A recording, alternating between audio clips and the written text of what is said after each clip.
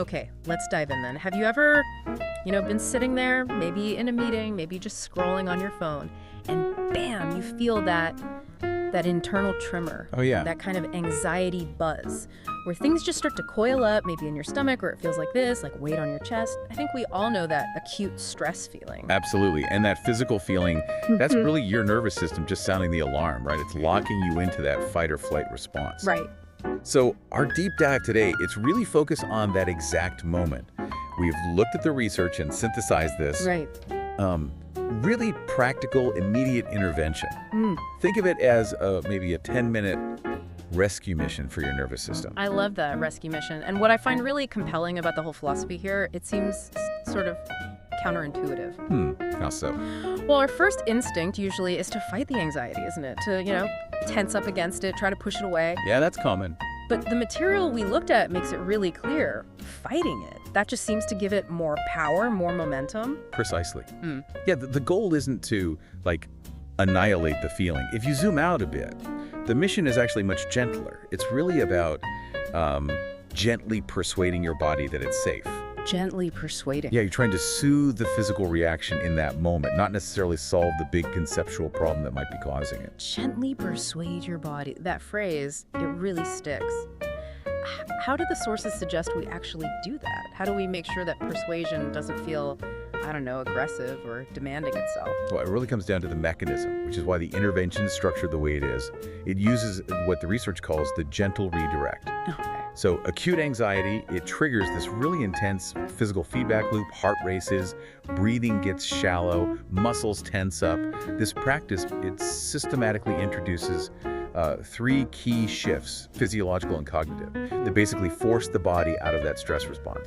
And it does it in about 10 minutes. Okay, so the benefit for you listening is you're getting the know-how, the actual steps to reach a more recalibrated state pretty quickly. Something tangible you can pull out of your back pocket whenever that familiar buzz starts. And it's built around these three core levers, right? The breath, the body, and the mind. That's the framework. And it's important to say that this is a proactive tool. You don't need to wait until you're in a full-blown panic attack. Ah, good point. It's just as effective for, say, pre-meeting jitters, or maybe you're stuck in awful traffic and feeling that frustration build. You're learning to interrupt the cycle before it really peaks. Okay, that makes sense. Let's get into it then. Lever 1, the breath. This feels like the foundation. Purely physiological signaling, starting with just recognizing that when anxiety hits, we tend to default to that shallow, rapid breathing. Right. Which basically screams danger to our nervous system, doesn't it? That's the core problem context right there. Yeah. If your nervous system picks up on fast upper chest breathing, its ancient programming basically confirms, okay, we must be running from a predator. So how do we cut that signal? How do we break it? Well, the process starts really simply. Just non-judgmental awareness. You just bring your attention, your focus to your breath. Just notice it. Just notice it. That initial act, even without trying to change it right away, that alone often helps to take the intensity down just a notch. Okay, so awareness first.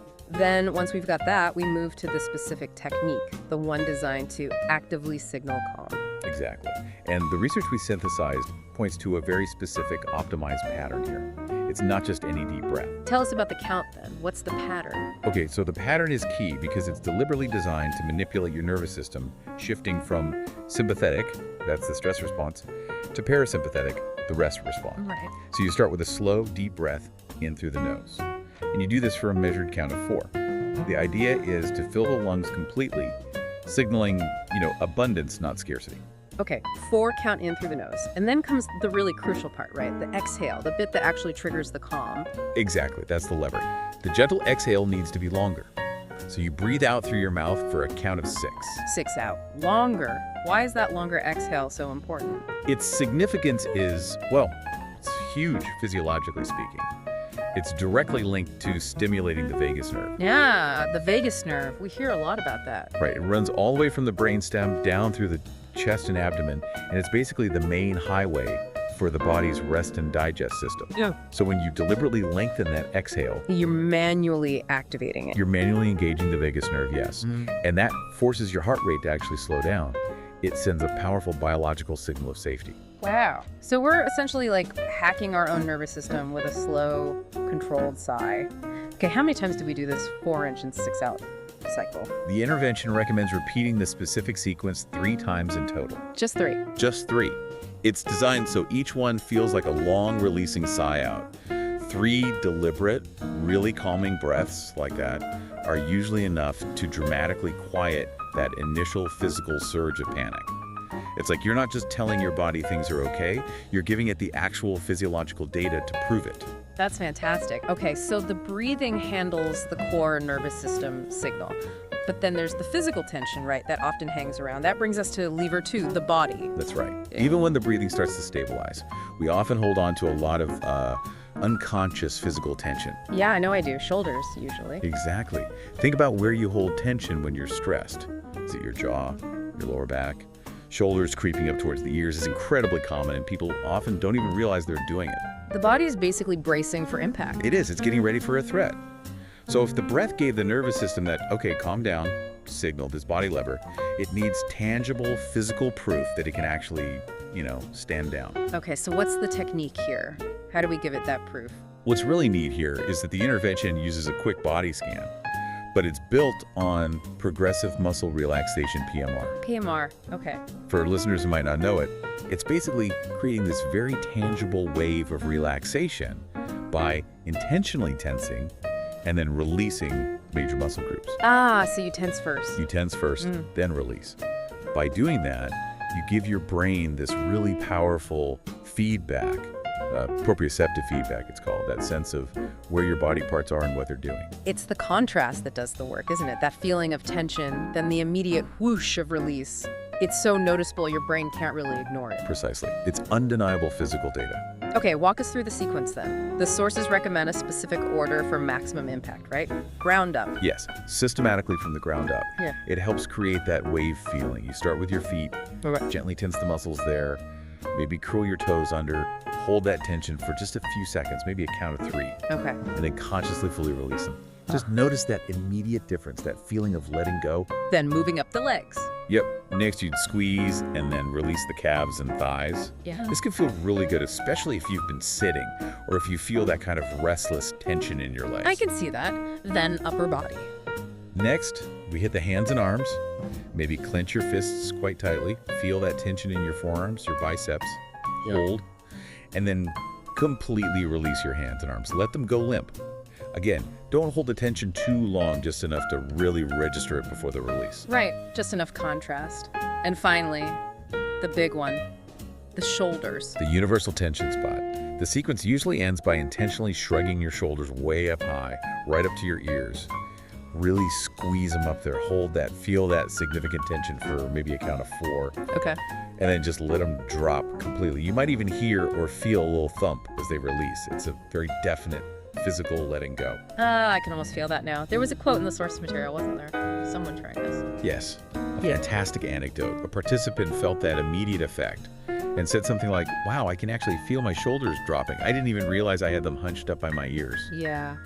That single action, it provides such immediate physical relief. It proves to your body, okay, the danger isn't right here, right now. The bracing can stop. Okay, so now we've got a calmer nervous system from the breath work and a physically relaxed body from the PMR. The physical buzz, as you called it, is likely gone or way down. But the thoughts, the mental chatter, that often keeps going, right? Even when the body feels better, the mind can still be spiraling, feeding that cognitive part of anxiety. So that requires lever 3, the mind. You've nailed a really critical point there.